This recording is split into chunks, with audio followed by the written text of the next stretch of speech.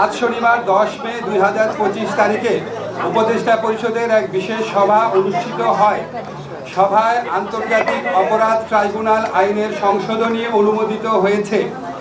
সংশোধনী অনুযায়ী আন্তর্জাতিক অপরাধ ট্রাইব্যুনাল কোনো রাজনৈতিক দল, তার অঙ্গ সংগঠন বা সমর্থক গোষ্ঠীকে শাস্তি দিতে পারবে।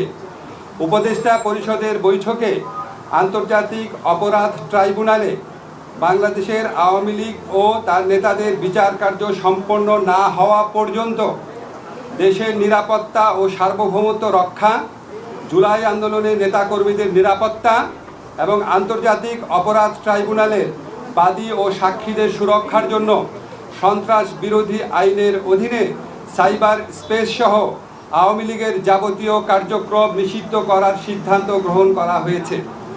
এ বিষয়ে প্রয়োজনীয় পরিপত্র পরবর্তী কর্মদিবসে জারি করা হবে।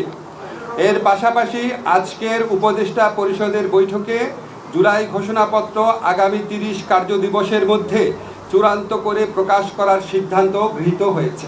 ধন্যবাদ।